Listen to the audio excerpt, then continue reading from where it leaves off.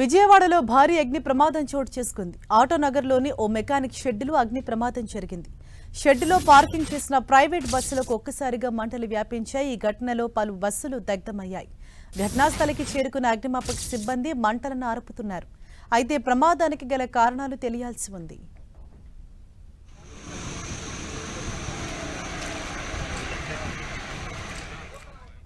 Right, మరింత సమాచారం మా ప్రతినిధి జయరాజ్ మనకు అందిస్తారు. జయరాజ్, ప్రెజెంట్ అక్కడ నెలకొన్న సిచ్యువేషన్ ఏంటి? మంటలు పూర్తిగా అదుపులోకి వచ్చాయా? అసలు ప్రాథమికంగా ఏమంటున్నారు అధికారులు?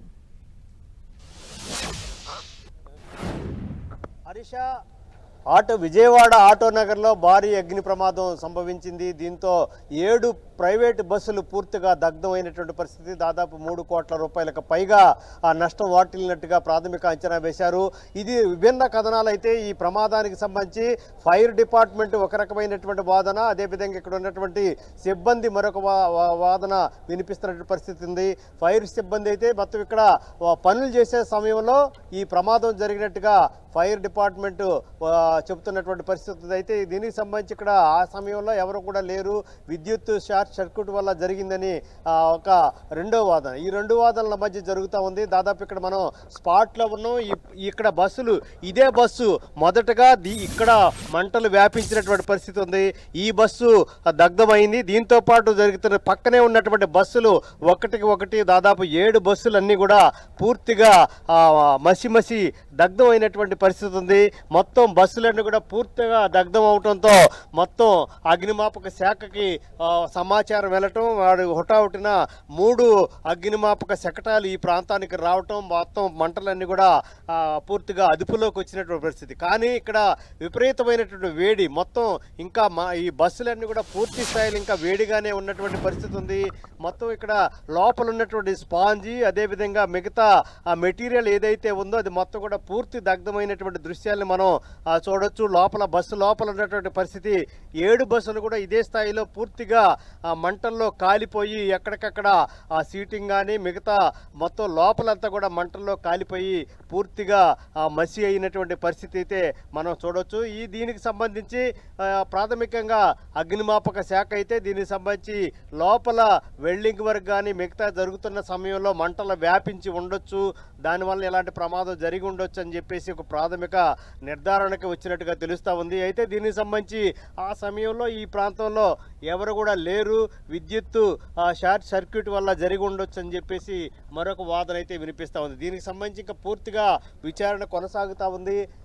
ఎందుకు ఈ ప్రమాదం జరిగింది, దీనికి కారణాలు ఏంటనే దిశగా అయితే విచారణ అయితే జరుగుతుంది. మొత్తం మీద ఆ సమయంలో ఇక్కడ ప్రాణ నష్టం లేదు కాబట్టి చాలా పెద్ద ప్రమాదం దాని నుంచి తప్పించుకున్నట్టుగా భావించవచ్చు. అదే పగటిపూట అయితే ఇలాంటి ప్రమాదం జరిగి ఉంటే ఈ ప్రాంతంలో చాలా మేజర్ ఎక్కువ మంది ప్రాణాలు పోయేటటువంటి పరిస్థితి ఉండేది.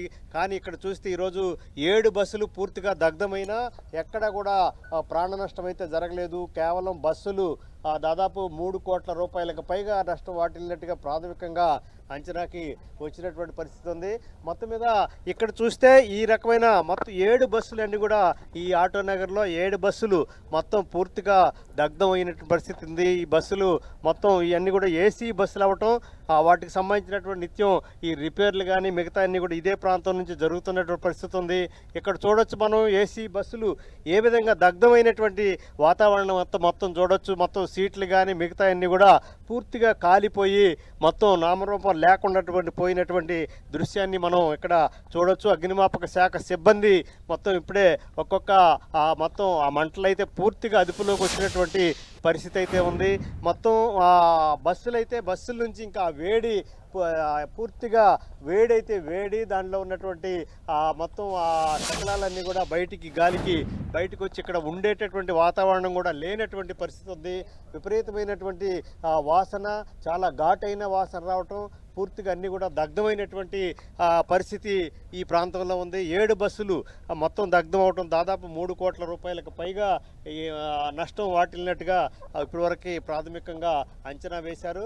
మొత్తమే చూస్తే దీనికి అసలు నిజమైన కారణం ఏంటి, విభిన్న వాదనలు వినిపిస్తున్నటువంటి నేపథ్యంలో దీనికి ఉన్నటువంటి అసలు ఎందుకు జరిగింది, ఎలా జరిగింది, దీనికి సంబంధించినటువంటి పూర్తి విచారణ అయితే కొనసాగుతూ ఉంది.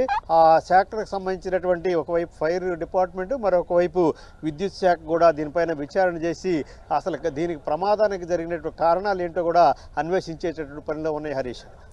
రైట్ జయరాజ్, అంటే సుమారు ఎంత మేర నష్టం వాటిల్లినట్లు ప్రాథమికంగా అధికారులు భావిస్తున్నారు? అలాగే చుట్టుపక్కల అంటే ఆటోనగర్ చుట్టుపక్కల పరిసర ప్రాంతాల్లో ఏమైనా ఆంక్షలు విధించారా? హరీష, ప్రస్తుతం ఇలాంటి ప్రమాదం గతంలో పెద్దగా జరిగినటువంటి ఇది అయితే లేదు. కేవలం ఇది యాక్సిడెంటల్గా జరిగింది.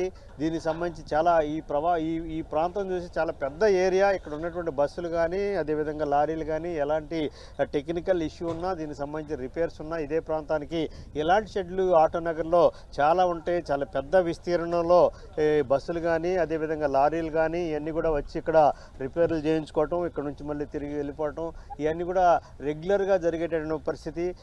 ఇది చాలా అనుకోకుండా జరిగినటువంటి ప్రమాదం నేపథ్యంలో ఈ ప్రాంతం మొత్తం కూడా ఇప్పుడు ప్రస్తుతం అయితే మంటలన్నీ కూడా పూర్తిగా అదుపులోకి వచ్చినటువంటి పరిస్థితి ఉంది. ఎక్కడ కూడా ఆంక్షలు కానీ ఇతరత్ర లేదు. కానీ జరుగుతున్నటువంటి నేపథ్యంలో ఇలాంటి పెద్ద ప్రమాదం జరిగింది కాబట్టి రాబోయే రోజుల్లో దీనికి సంబంధించి ఈ ప్రాంతానికి సంబంధించి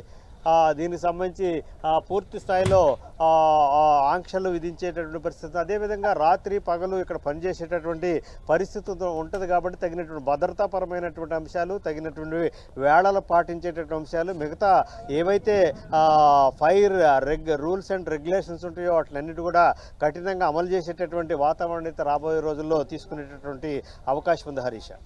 రైట్ జయరాజ్, ఈ అగ్ని ప్రమాదానికి సంబంధించిన పూర్తి డీటెయిల్స్ ఎప్పటి వరకు తెలిసే అవకాశం ఉంది?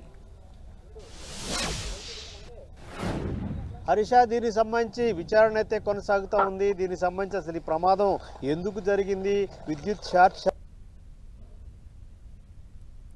వర్క్స్ కానీ మిగతా జరుగుతున్నప్పుడు కానీ జరిగినటువంటి ప్రమాదంగా మరొక వాదన వినిపిస్తున్నటువంటి నేపథ్యంలో వీటికి సంబంధించినటువంటి పూర్తి స్థాయి విచారణ జరగాలి. దీనికి సంబంధించినటువంటి ఆ సమయంలో ఎవరెవరు ఉన్నారు, ఎలా జరిగింది, ఆ సమయంలో విద్యుత్ సరఫరా ఉందా లేదా, దీనికి సంబంధించి అన్ని కూడా పూర్తి విచారణ జరిగిన తర్వాత అధికారికంగా ప్రకటన చేసేటటువంటి అవకాశం ఉంది. ఇప్పటి వరకు అయితే 7 బస్సులు పూర్తిగా దగ్ధమైనటువంటి పరిస్థితి ఉంది. దాదాపు 3 కోట్ల రూపాయలకు పైగా నష్టం వాటిల్లినట్టుగా ఇప్పటివరకు ప్రాథమికంగా అంచనాకు వచ్చారు. దీనికి సంబంధించి మొత్తం బస్సులు ఇక్కడ మనం చూస్తే ఈ బస్సులు ఎందుకు పనికొచ్చేటటువంటి పరిస్థితి తెలియదు. అయితే వీటన్నిటి కూడా ఇన్సూరెన్స్ ఉండే అవకాశం ఉంది కాబట్టి ఇన్సూరెన్స్ క్లెయిమ్ చేసేటువంటి పరిస్థితి ఉంది. ముఖ్యంగా అన్నిటికంటే కూడా ప్రాణ నష్టం ఏమీ లేకపోవటం అందరినీ ఊపిరి పీల్చుకునేలాగా చేసింది. హరీష్.